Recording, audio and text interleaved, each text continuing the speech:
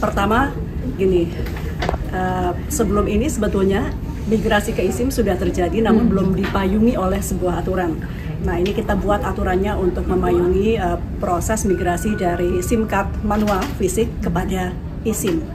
Nah, dengan tujuan tentu adalah juga untuk pengamanan yang lebih baik, dan dengan melakukan migrasi itu kan biometriknya dicek lagi dan lain-lain, NIK dan sebagainya, sehingga ini juga mengurangi penipuan-penipuan yang menggunakan NIK orang. Jadi scam, phishing, dan juga kejahatan-kejahatan yang saat ini banyak muncul karena ini aduan dari masyarakat ya, bahwa kartu NIK-nya digunakan oleh orang lain. Dengan kita melakukan pemutakhiran data migrasi ke eSIM itu akan tereliminir gitu. Namun demikian ini adalah dorongan dari pemerintah, jadi ini belum menjadi sebuah kewajiban karena kita tahu perlu waktu. Jadi bagi yang HP-nya memang sudah bisa eSIM, itu kita sarankan migrasi untuk keamanan si pengguna sendiri.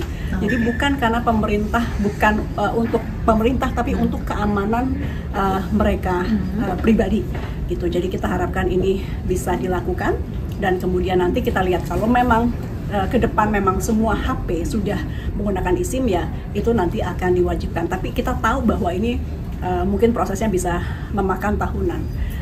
Kemudian dalam waktu dekat kita juga akan mengeluarkan peraturan yang sebetulnya dulu sudah keluar dalam bentuk Permen Kominfo nomor 5 yang terkait dengan nomor yang bisa dimiliki maksimal oleh satu NIK. Ini kenapa? Karena sekarang penduduk kita 280 juta, kartu yang beredar itu sudah 350 juta, dan sebagian besar digunakan, bukan sebagian besar, kelebihannya ini kita, yaitu tadi banyak penipuan, banyak digunakan untuk kejahatan. Sehingga kita juga ingin melakukan registrasi ulang atau pemutakhiran data kembali untuk mereka yang juga belum migrasi ke eSIM. Jadi ada dua peraturan yang pada dasarnya untuk pemutakhiran data pelanggan untuk keamanan, untuk menghindari scam dan phishing. Yang satu, kalau yang sudah pakai HP yang eSIM, mereka tinggal migrasi ke eSIM. Kalau yang HP-nya belum terdukung oleh eSIM, mereka melakukan registrasi ulang. Dan itu akan kita berikan waktu yang cukup juga. Jadi jangan khawatir bahwa nanti akan panjang digerai-gerai gitu, karena kita akan longgarkan waktunya melihat situasi, dan juga di saat yang bersamaan sekarang sudah banyak yang dibantu digital gitu ya. Jadi tidak melulu harus datang ke gerai. Jadi bisa dibilang sejauh ini selama masih penggodokan payung hukum, berarti masih bersifat anjuran, masih sifatnya dorongan, himbauan dari pemerintah. Dan kebijakan ini juga sebetulnya lahir atas dasar tuntutan dari masyarakat bahwa banyak sekali penipuan yang menggunakan di ekosistem seluler. Terkait PP Tunas, aku khawatirnya ini PP-nya ini sudah bisa diakses oleh publik kah? Jadi sudah bisa diakses, itu berarti di alamannya Setnek ya.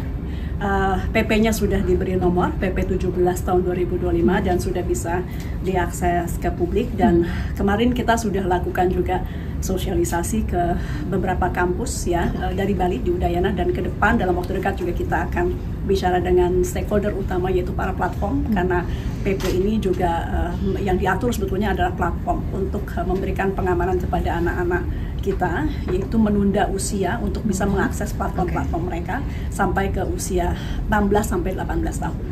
Berarti yang ke platform itu sifatnya adalah kewajiban platform untuk menerapkan teknologi pembatasan usia itu kan, Bu. Nah, bagaimana pemerintah akan memastikan bahwa platform ini benar-benar akan patuh dan bertanggung jawab? Ya, karena itu kita nanti memang akan bicara dengan platform. Pada prinsipnya kita ingin para platform, khususnya yang besar, yang mungkin tidak berkedudukan hukum di Indonesia, tapi mengakses pangsa konsumen di Indonesia yang amat besar dan salah satu pengguna internet terbesar di dunia, itu untuk menghormati hukum-hukum yang berlaku di Indonesia, termasuk PP 17 tahun 2025 ini. Kita tahu pendekatannya harus komunikatif ya, tapi di saat yang bersamaan tentu meskipun kita pendekatannya komunikatif dengan para platform, kita juga ingin mereka bisa menghormati aturan-aturan yang dilahirkan oleh negara ini. Terakhir nih, Bu Mutia, soal PP ini, bagaimana cara kementerian agar regulasi ini mempat ke seluruh warga? Cara penetrasinya seperti apa? Apakah akan masuk ke sekolah, pendidikan? Tadi kan sudah dimention soal universitas kan? Apakah ada rencana? Salah satunya kemarin Presiden juga melibatkan Mendikdasmen gitu ya, dan juga Menteri PPPA. Jadi dari kementerian pun kita akan melakukannya lintas kementerian, karena tentu penundaan usia anak yang bisa mengakses sosial media ini berdampak terhadap kebutuhan giat-giat produktif untuk anak-anak. Nah itu kebetulan bukan di ranah Komdigi, tapi di ranah mungkin PPPA, dan juga kalau di sekolah ranahnya Mendikdasmen. Jadi dalam waktu dekat kita akan duduk sama-sama lintas kementerian, kemudian juga keberhasilannya juga tergantung pada compliance atau kepatuhan dari para platform-platform khususnya yang besar. Ini juga kita akan ajak duduk, dan tentu dalam rangka ya semangat kita juga mendengarkan masukan dari publik, terutama akademisi. Kita juga akan mengengage beberapa kampus ya untuk membantu melakukan kajian-kajian tambahan maupun sosialisasi, karena ini nanti PP juga akan diturunkan ke dalam bentuk permen. Jadi masih ada proses-proses berikutnya.